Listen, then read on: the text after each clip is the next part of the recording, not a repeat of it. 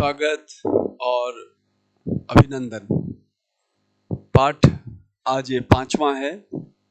देखिए, हिंदी सीखने के लिए जब हम अन्य विधाओं में जाते हैं, पढ़ते हैं, चाहे वो उपसर्ग हो, प्रत्यय हो, संधि हो या फिर शब्द ज्ञान हो, तो या फिर लिंग का बोध हो, इसमें जो है यदि इससे परिचित नहीं है, आधारभूत पाठ्यक्रम से परिचित नहीं है, यानी तत्सम तद्भव से परिचित नहीं है, तो फिर हम अपने साथ न्याय नहीं कर पाते हैं, गलत शब्द हो जाता है। अब उदाहरण के लिए देखिए आप,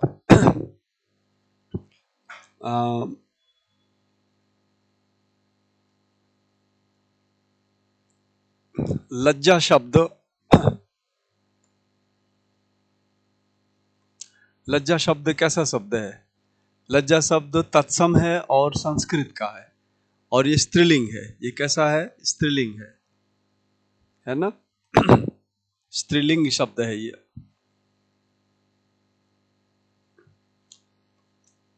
इसी तरह से आप देखेंगे दया शब्द कैसा है? तत्सम है और स्त्रीलिंग का है। दया शब्द भी कैसा है? स्त्रीलिंग का है। लेकिन इसी की तरह यदि आप गुस्सा शब्द लेते हैं, गुस्सा शब्द, भाई लज्जा जो है ना, ये लज्जा जो है, दया जो है, ये मानवीय भाव है, मानवीय विकृति है, हमारे आवेग हैं, आवेश है। तो गुस्सा भी हमारा आवेश है, मनोवेग है, मन का भाव है। तो गुस्सा को भी स्त्रीलिंग होना चाहिए। तो क्या आप इसे स्त्रीलिंग करेंगे? स्त्रीलिंग करेंगे तो गलत हो जाएगा। ये गुस्सा शब्द स्त्रीलिंग। गुस्सा शब्द कैसा है? गुस्सा शब्द पुल्लिंग है। ये देखो, ये तो बहुत विचित्र बात हो गई। गुस्सा शब्द जो है ये पुल्लिंग है। तो गुस्सा पुल्लिंग है ना, और स्त्रीलिंग नहीं है। जबकि लज्जा और दया जो स्त्रीलिंग है, इसके पीछे जो कहानी है वो कहानी है। देखिए, भाषा केवल जाननी नहीं है, भाषा के पीछे क्या कारण है कि वो स्त्रीलिंग है, पुल्लिंग है, या फिर किसी खास तरह का है, तो उसके पीछे जो रहस्य है वो है तत्सम तद्भव, देशी विदेशी का रहस्य है। तो असल में जो गुस्सा शब्द है ना, ये गुस्सा शब्द आपका फारसी का है। किसका है ये? फारसी का है, विदेशी शब्द है ये। इसीलिए गुस्सा पुल्लिंग है और लज्जा और दया जो स्त्रीलिंग है, क्योंकि ये तत्सम है इसलिए स्त्रीलिंग है। तो इस तरह से ये विभेद हम कर पाते हैं जब हम तत्सम तद्भव जानते हैं। तो आप सबका तत्सम तद्भव और इससे संबद्ध जो बेसिक जानकारी, मैंने आधारभूत नाम दिया है, आधारभूत पाठ्यक्रम में आप सबका स्वागत है। हम इसको शुरू करते हैं। ये हमारी जो है ना हिंदी पाठ का, हमारे जो पाठ हैं वो एक दूसरे से संबद्ध हैं, और यदि आप क्रमशः चीज़ों को देख के चलेंगे तो बहुत सरलता से हिंदी भाषा में पारंगत हो सकेंगे आप। तो मैं आता हूँ अपने टॉपिक पे। देखिए, हिंदी जो है उसका विनिर्माण होता है तत्सम, अर्ध तत्सम, तद्भव, देशी, विदेशी और मिश्र। इन 5-6 तरह के शब्दों से हिंदी भाषा बनती है। तत्सम शब्द, जो यहाँ जो तत्सम शब्द है, यहाँ पे देखिए एक मूल शब्द है तद और अगला शब्द है सम। ये दोनों मिलते हैं तो संधि होके बन जाता है तत्सम। तो यहाँ जो तत् है, तत् का अर्थ होता है संस्कृत भाषा, संस्कृत, और सम का अर्थ होता है समान। तो संस्कृत के समान जो शब्द हैं उसे हम कहते हैं तत्सम शब्द। जैसे देखिए, मैं इसकी पूरी सूची लूंगा। और अर्ध तत्सम कैसा है? तो जैसे हमने लिया कृष्ण शब्द लिया है, देखिए कृष्ण, ये कृष्ण शब्द कैसा है? कृष्ण शब्द तत्सम है, क्योंकि हमारे यहाँ कृष्ण शब्द तत्सम के रूप में प्रख्यात है। एक शब्द होता है अर्ध तत्सम। अब हम कृष्ण को थोड़ा सा बदल देते हैं, किशन, किशन कर देते हैं, किशन। तो ये जो किशन है ये हो गया आपका अर्ध तत्सम। और यदि इसमें और थोड़ा बदलाव कर देंगे हम, तो इसको तद्भव बना देंगे, तो हम इसे कहेंगे कन्हैया, कन्हैया। ये कृष्ण जो है कन्हैया बन गया, देखे तद्भव में आके। अच्छा, देशी शब्द वो होते हैं, अब इनका आपस में संबंध समाप्त हो गया। तत्सम, अर्ध तत्सम, तद्भव। देखिए, हिंदी भाषा बनी है आपकी जो वैदिक भाषा थी, फिर संस्कृत भाषा आई, फिर प्राकृत आई, सौर सेनी आई। तो ये भाषा की बड़ी परंपरा शानदार चली है, उसके हिसाब से भाषा बनती आई है। और बाद में जब 1947 में हमने संविधान को अंगीकृत किया, आत्मार्पित किया, तो हमने ये निर्णय लिया कि हम एक विशेष प्रकार की हिंदी को स्वीकार करेंगे, और वो हिंदी थी खड़ी हिंदी। और उस खड़ी हिंदी का जो स्रोत भाषा बनाया गया उससे संस्कृत बनाई गई। तो अब जो राजभाषा चल रही है उस राजभाषा को हमने संस्कृत से जोड़ा है। अनुच्छेद 351 के माध्यम से हमने इसको संस्कृत से जोड़ दिया है। तो अब जितने भी शब्द बनाए जा रहे हैं, विधि शब्दावली आयोग या वैज्ञानिक शब्दावली आयोग या प्रशासनिक शब्दावली आयोग के जो लोग हैं, जो विद्वान हैं, वो जो शब्दों का निर्माण कर रहे हैं, वो सारे शब्द तत्सम शब्द के रूप में निर्माण कर रहे हैं। तो हम लोग जो बोल रहे थे, हम जो लिखते पढ़ते हैं, उन सबको उन्होंने तत्सम से जोड़ा, यानी संस्कृत से जोड़ दिया है इसको। तो हमारा कर्तव्य बनता है कि हम संस्कृत के मूल विधियों को जाने। हालांकि हम संधि के रूप में, प्रत्यय के रूप में, उपसर्ग के रूप में संस्कृत की बहुत सारी विधियों को समझते हैं, जानते हैं, सीखते हैं। तो यहाँ जब तक आप शब्द प्रकार नहीं जानेंगे, क्योंकि ये शब्द कुछ कहेगा, देशी और विदेशी शब्द कुछ कहेंगे, हम समझ नहीं पाएंगे, जबकि उन सब की अपनी अपनी प्रकृति है। आप देखेंगे तत्सम की प्रकृति तत्सम जैसी है। तत्सम की प्रकृति कैसी है? तत्सम की प्रकृति संस्कृत जैसी है। तद्भव की जो प्रकृति, हालांकि अर्धतम शब्द बहुत ही कम है, लेकिन तद्भव की प्रकृति कैसी है? तद्भव बिल्कुल उसी मूल शब्द को थोड़ा बदल देता है तो तद्भव हो जाता है। और फिर देशी शब्द वो होते हैं जिसका मूल पता नहीं होता। हमारे देशी लोगों ने जिसे उत्पन्न किया है, हमारे गांव में, कस्बे में, लोगों में जो शब्द बनते जाते हैं, उन शब्दों को हम देशी शब्द कहते हैं। और विदेशी शब्द हैं, विदेशी शब्द वो हैं जो आपको पता है, बहुत पहले हमारे यहाँ बाहर के बहुत सारे शासक आए, कुछ तुर्क से आए, कुछ अरब से आए, कुछ एशिया माइनर से आए। तो वो लोग आके यहाँ पे शासन किया, तो उनकी जो भाषा है, उन भाषाओं का प्रभाव हमारे पर पड़ा। तो विदेशी भाषा के अंतर्गत हम उनके शब्दों को यहाँ पे देखते हैं। और हमारे कुछ शब्द ऐसे हैं जो मिश्र हैं। मिश्र का मतलब वो मिले हुए हैं, हिंदी भी हैं, देशी भी हैं, संस्कृत भी हैं, फारसी के भी हैं, वो सब मिले हुए शब्द हैं। इस तरह से 1 2 3 4 5 6 शब्दों के मिश्रण से हमारी भाषा हिंदी बनी है। यदि आप चाहो कि शुद्ध संस्कृत का प्रयोग हिंदी में कर लो तो नहीं कर पाओगे आप, नहीं होगा। आप चाहो कि केवल देशी शब्द से काम चला लें तो नहीं होगा। आप चाहो कि विदेशी शब्दों से काम चला लें तो नहीं होगा। मैंने तो देखा है, यदि आप उर्दू भी बोलना चाहते हैं तो उर्दू बोलने में आपको तमाम सौर सेनी शब्दों को, देशी शब्दों को प्रयोग में लेना होता है, अरबी फारसी के शब्दों को लेना होता है, तब जाके उर्दू बोल पाते हैं। तो उर्दू असल में हिंदी से अलग है भी नहीं, वो हिंदी की एक शाखा है और यही विकसित हुई है, इसलिए उर्दू जो शब्द है, भाषा है, वो यही की है। ठीक है ना।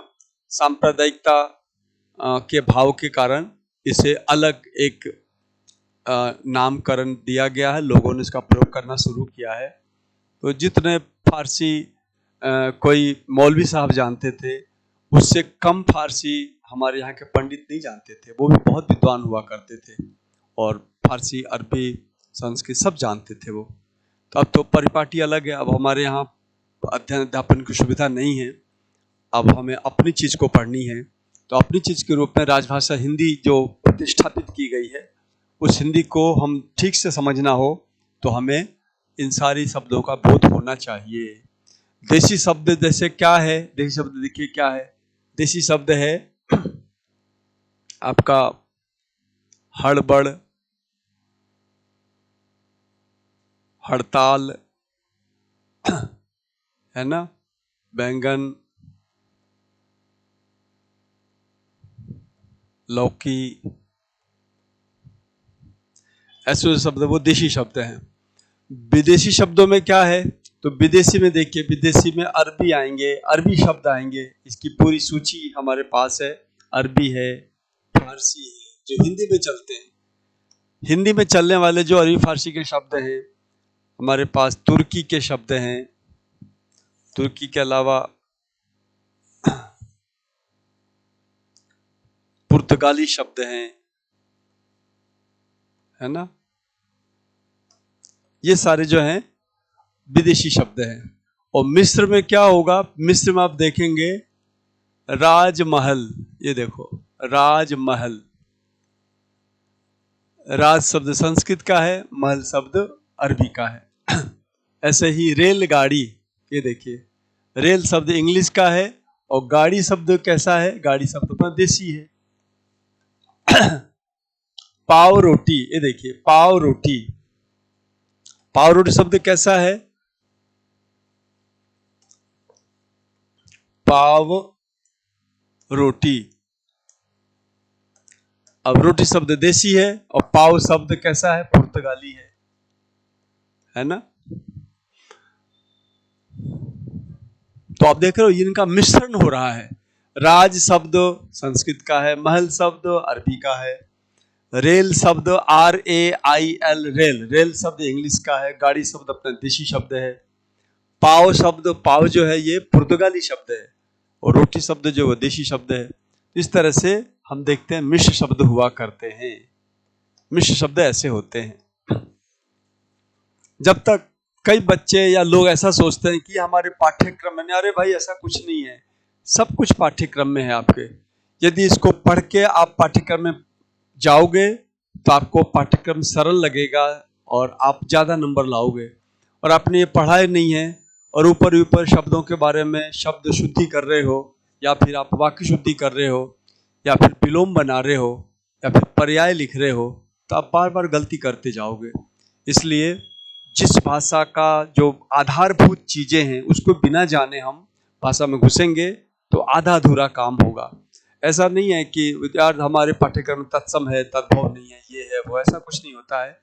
इसमें क्या जा रहा, आधा घंटा यदि आप सुन लो, इसे समझ लो, कंसेप्ट समझ लो, तो आपको इसका पूरा आधार पता चल जाएगा। आधार पता चलने के बाद आप आगे के जितने भी आपके पाठ्यक्रम में चीजें हैं वो पढ़ने में सुविधा रहेगी।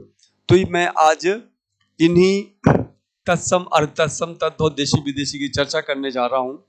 अब आइंदा जब कभी ऐसी कोई बात आएगी तब आप झट से समझ पाएंगे कि भाई हिंदी तो 6 प्रकार के शब्दों से बनी हुई है, और यदि हम उसको जानते हैं तो आप बढ़िया हिंदी जानते हैं। यदि आप इनको नहीं जानते हैं तो आप प्रामाणिक व्यक्ति और अच्छे नंबर वाले व्यक्ति नहीं बन सकते हैं। इसलिए इसे जानना बहुत आवश्यक है कि 6 प्रकार की चीजों से हिंदी बनी हुई है, ठीक है ना। अब मैं अधिकतर जो चीज होती है वो होता है तत्सम और अर्ध तत्सम से संबंधित, सॉरी अर्ध तत्सम और तद्भव से संबंधित बातें ज्यादा होती है। तो मैं थोड़ा सा अर्ध तत्सम के तो बहुत सूची कम है, मैंने बहुत प्रयास किया, तो प्रयास करने के बाद मुझे अर्ध तत्सम की सूची मुश्किल से 15-20 शब्द मिल पाए। तो अर्ध तत्सम को हम निकाल देते हैं, 15-20 शब्द जो भी है वो कभी समय मिलेगा हम बता देंगे आपको।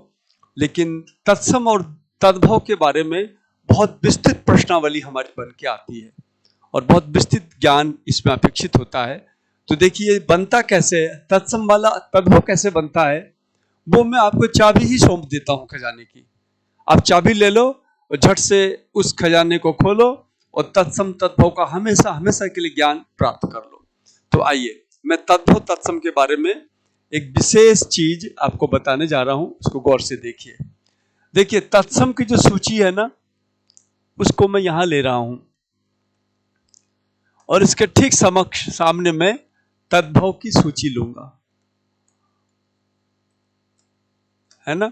और यहां पे मैं बताऊंगा कि किस नियम से ये शब्द बनते हैं। नियम, तत्सम तद्भव कैसे बनता है उसका पूरा नियम आपको यहां सामने आ जाएगा।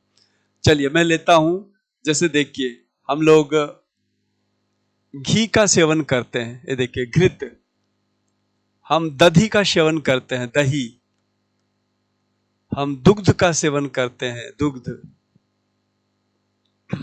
है ना। हम कृषि कार्य करते हैं कृषि, हम खेत में काम करते हैं क्षेत्र, है ना। हमारे यहाँ बहुत सारे महीने हैं, 12 महीने हैं। जैसे हमारे यहाँ चैत्र, वैशाख आदि 12 महीने हैं। उन सारे महीनों के नाम हम यदि लिखते हैं तो इस तरह से लिखा जाए, ज्येष्ठ। आप देख रहे हो ये सारे महीने हमने जो लिखे तत्सम वाले, संस्कृत वाले, ये शुद्ध मासों के नाम है। और इसका बाद में पता है आपको, इसका तो बन गया घी। हम लोगों ने क्या किया, घृत हमसे ज्यादा बोला नहीं गया, हमने घृत को घी कर दिया, तो घी जो है ये तद्भव हो गया। ऐसे दधी को हमने दही कर दिया, तो दही शब्द कैसा हो गया, ये तद्भव हो गया। दुग्ध को हमने दूध कर दिया, तब दूध जो है तद्भव है। कृषि को हमने खेती कर दी,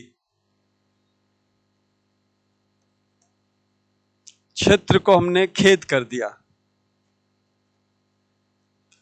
चैत्र को हमने चैत किया। वैशाख को हमने क्या कर दिया, वैशाख कर दिया। वैशाख भी बोलते हैं, वैशाख भी बोलते हैं ना। और ज्येष्ठ को हम बोलेंगे जेठ।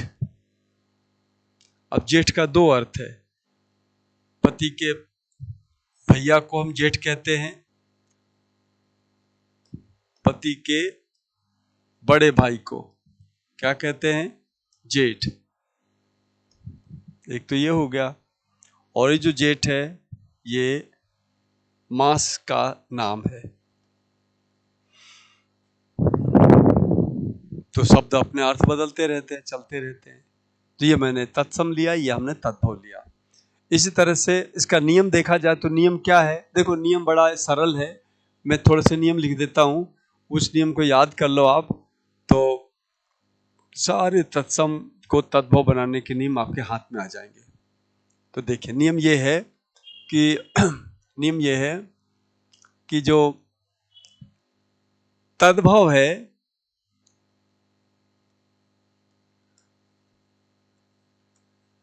तद्भव को बताता हूं मैं। तद्भव में कभी भी आपको ये नहीं मिलेगा, ये नहीं मिलेगा, त्र नहीं मिलेगा, ज्ञ नहीं मिलेगा, क्ष नहीं मिलेगा। जैसे पर्वत है, पर्वत जैसा, तो ये व के ऊपर जो रेफ है ना, वो आपको नहीं मिलेगा। इस तरह से तद्भव में कभी भी आपको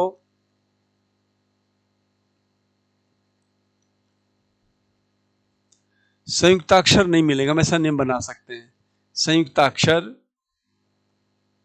तद्भव में संयुक्ताक्षर नहीं मिलते, संयुक्ताक्षर नहीं मिलते। ये मोटे तौर पे इस नियम को ले सकते हो आप, नहीं मिलते। तो क्या मिलते हैं, तो आप देखेंगे तद्भव में आपको अधिकतर बार जो है ना, तद्भव में अधिकतर बार आपको चंद्रबिंदु मिलेगा, ड़ मिलेगा, ढ़ मिलेगा। ये तद्भव की पहचान है, ऐसा अक्षर आपको ये होता मिलेगा। यही कारण, यहां गौर करो आप, यही कारण है ये त्र जो है ना, संयुक्ताक्षर नहीं मिलेगा। देखो ज्येष्ठ में संयुक्ताक्षर है, ज है, य है, श है, ठ है, यहां बन गया जेठ, संयुक्ताक्षर हट गया, ये तद्भव है। ऐसे ही देखिए संयुक्ताक्षर, यहाँ पे एक चीज और है, यहाँ पे आपको ब मिलेगा अक्षर, व जो है ना वो व प बन जाएगा, ये इसकी विशेषता है तद्भव की। तो देखिए वैशाख का जो व है वो ब बन गया, है ना। श जो है, एक चीज और है, तद्भव में आपको कभी भी श और श ये दोनों नहीं मिलेंगे। जो कट हो रहा है वो नहीं मिलेंगे आपको, जो कट नहीं हो रहा वो मिलेगा आपको, बार बार मिलेगा। श नहीं मिलेगा, क्री नहीं मिलेगा, त्र नहीं मिलेगा, ज्ञ नहीं मिलेगा, क्ष नहीं मिलेगा, है ना। इसी तरह से कभी भी आपको श्री नहीं मिलेगा, श्री संयुक्ताक्षर है ये, श्री नहीं मिलेगा आपको तद्भव में। तो ये बेसिक रूल है जिसकी वजह से आप पहचान सकते हो कि यदि ये सब नहीं है तो मोस्ट लाइकली वो ज़्यादा संभावना है कि वो तद्भव शब्द होगा। और ये मोटा मोटी पहचान है। पहले तो कुछ बात आनी चाहिए, हमने पूरी बात पढ़ी नहीं, जानी नहीं, देखा नहीं, पहले हम फार्मूले पे आ गए तो ये फार्मूले काम नहीं आएंगे। पहले समझना होगा कि शब्दों का बहुत बड़ा जंजाल है, हमारे यहाँ लाखों शब्द हैं, उन लाखों शब्दों में कैसे तत्सम तद्भव पहचाना जाए, बहुत टेढ़ी खीर है। लेकिन फिर भी परीक्षा की दृष्टि से ये रूल्स जो है ना, ये नियम जो है हमें काफ़ी सहायता कर देते हैं। तो हजारों शब्दों को यूं ही चुटकियों में पहचान लेते हैं। तो इसका और भी विस्तृत नियम है, मैं केवल इसको एक सामान्य एक जिज्ञासु छात्र की दृष्टि से इसको बता रहे हैं। इन सब का विस्तृत विवेचन जो है ना, हमारे एडवांस वाली जो क्लास है उसमें इन सब का विस्तृत विवेचन है, जो धीरे धीरे हम इसको जारी करेंगे और बताएंगे आपको। तो चलिए अब हम आते हैं इस चीज पे कि चैत्र का जो त्र था वो चैत बन गया, क्षेत्र का जो क्ष था संयुक्ताक्षर वो खेत बन गया, कृषि को खेती बताया, और दुग्ध में जो संयुक्ताक्षर वो दूध बन गया। देखो यहाँ छोटा ऊ है, यहाँ बड़ा ऊ है। दधि में जो ध था वो ह बन के आ गया, है ना। घृत में जो घी में जो मात्रा है वो घी बन के बड़ी हो गई, त का लोप हो गया। इस तरह के प्रयोग हम तत्सम से तद्भव में देखते हैं। मैं इसकी अगली सूची ले रहा हूं। अगली सूची में देखिए ये क्या है। ज्येष्ठ तक देखा हमने, अब हम तत्सम में ले रहे हैं आषाढ़, है ना। हम आषाढ़ देखिए कैसे लिख रहे हैं, देखिए आषाढ़, हम लेंगे श्रावण, हम लेंगे भाद्रपद, हम लेंगे आश्विन, आश्विन, कार्तिक, कार्तिक, अग्रहायण, अग्रहायण, और इसके बाद आने वाला जो महीना उसका नाम है पौष। फिर है माघ, माघ के बाद आने वाला महीना कौन सा है, फाल्गुन। तो महीनों का नाम लिया हमने, हमें सब कुछ पकड़ में आ गया। दिन का नाम लेंगे, महीने का नाम लेंगे, देवी देवताओं का नाम लेंगे, सारे तत्सम तद्भव आपको पकड़ में आ जाएंगे। बहुत सरल है ये। तो हम कभी भी बोलचाल में, है ना, बोलचाल में इनका प्रयोग नहीं करके, हम जिसका प्रयोग करते हैं सामान्य रूप से अनौपचारिक भाषा में हम जिसे बोलते हैं, जैसे आप तद्भव में देखेंगे तो हम लोग इसे इस रूप में बोलते हैं। तो आषाढ़ को हम ऐसे बोलते हैं, आषाढ़। अब देखिए बिंदी आ गई, ढ के नीचे बिंदी आ गई, आषाढ़ हो गया, ये तद्भव हो गया। और वो जो आषाढ़ है वो परिष्कृत और शास्त्रीय जो क्लासिकल जो आषाढ़ है वो ये है, इसमें बिंदी बिंदी नहीं आएगी, आषाढ़ में बिंदी आएगी। ये बिंदी के बारे में तो पता नहीं, सारा मामला ही गड़बड़ है। पूरे हिंदुस्तान में अच्छे अच्छे लोग, अच्छे अच्छे प्रकाशन, अच्छी अच्छी ग्रामर की किताबों में भी इस बिंदी के बारे में उनको बोध ही नहीं है लोगों को। तो मैं चाहता हूं बिंदी के बारे में स्पष्ट जान लें। यदि बिंदी लगा रहे हैं इसका मतलब ये तद्भव है, और यदि बिंदी नहीं लग रही है तो ये तत्सम है। बिंदी का कंसेप्ट जो है ना, मूल संस्कृत में है ही नहीं, कोई बिंदी नहीं होती है, और इस तरह से लिखा जाता है इसको। श्रावण जो है वो सावन के रूप में क्या है, तद्भव है। भाद्रपद जो है भादो के रूप में क्या है, तद्भव है। आश्विन जो है आसिन के रूप में क्या है, तद्भव है। कार्तिक को हम कार्तिक बोलते हैं, गांव में आप सुनेंगे लोग वह कार्तिक कह के और इस महीने का प्रयोग में लेते हैं। अग्रहण के लिए हमारे पास 2 महीने नाम है, अगहन,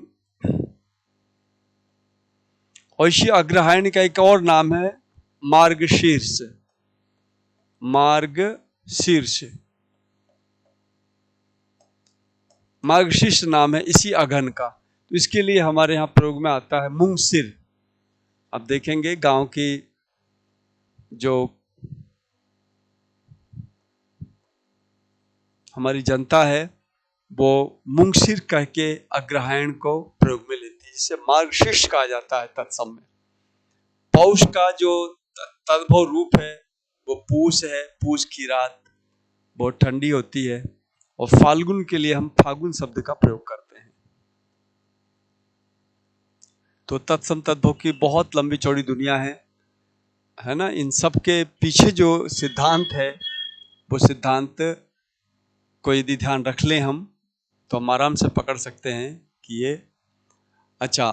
इसके जो नियम और देखिए, तत्सम के बारे में नियम देखें यदि हम तत्सम में, तो तत्सम का नियम यह है कि तत्सम में कभी भी चंद्र बिंदु नहीं आएगा, तत्सम में कभी भी ड़ नहीं आएगा, तत्सम में कभी भी ढ नहीं आएगा।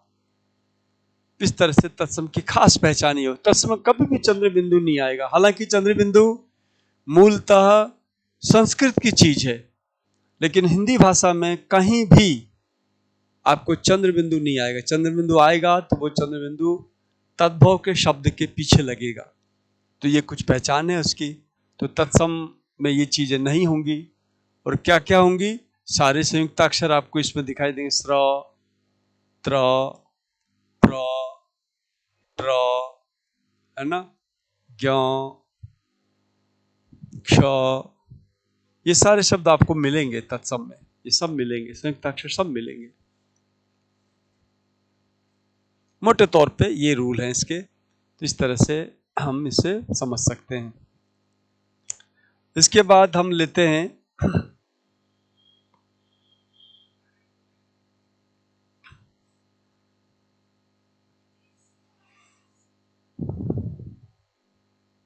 तद्भव के बाद तद अर्ध तत्सम और फिर देशी और विदेशी।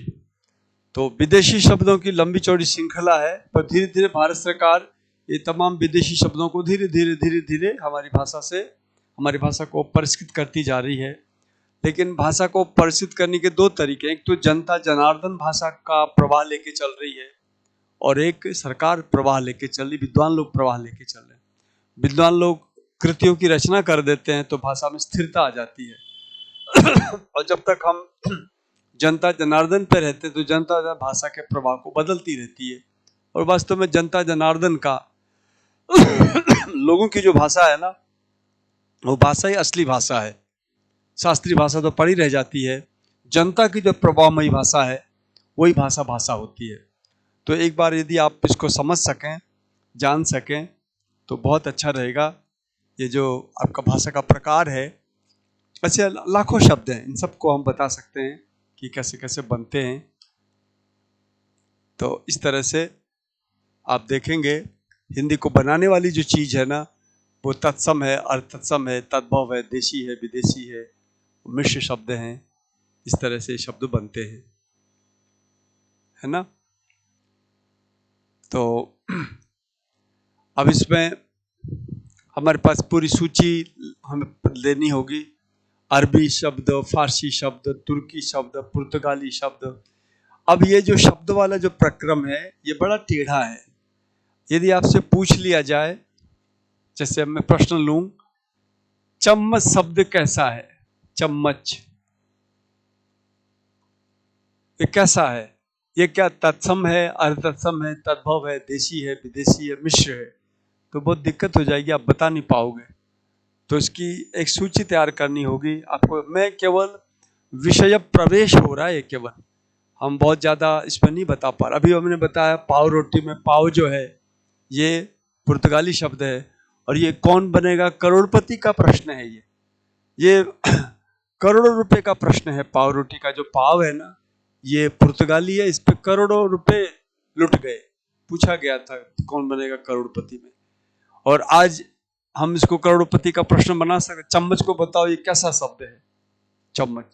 तो आप देखेंगे ये जो शब्द है ना चम्मच, ये चम्मच शब्द तुर्की का शब्द है। तो ऐसे बहुत इंटरेस्टिंग चीजें हैं, हम रोज बातें करते हैं, देखते हैं।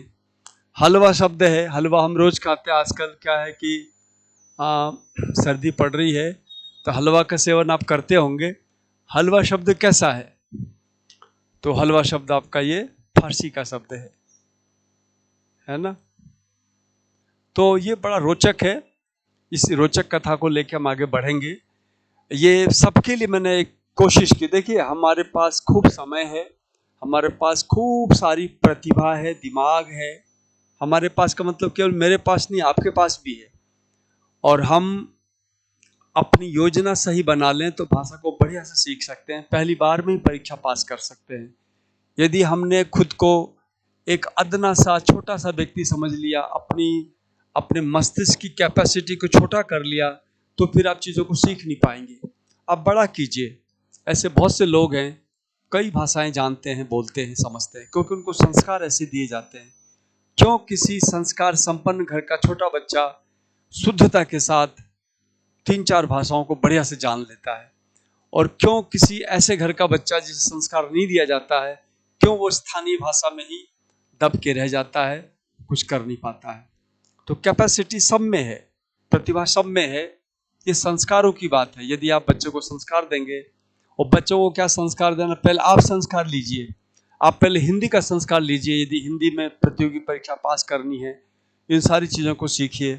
मुश्किल से आपके 24 घंटे में से 2-2 घंटे आपको रोज देना है, 1-1 घंटे रोज देने हैं, और आप पाएंगे कि 15-20 दिन में आप तो जिंदगी भर के लिए आप अच्छी भाषा सीख गए।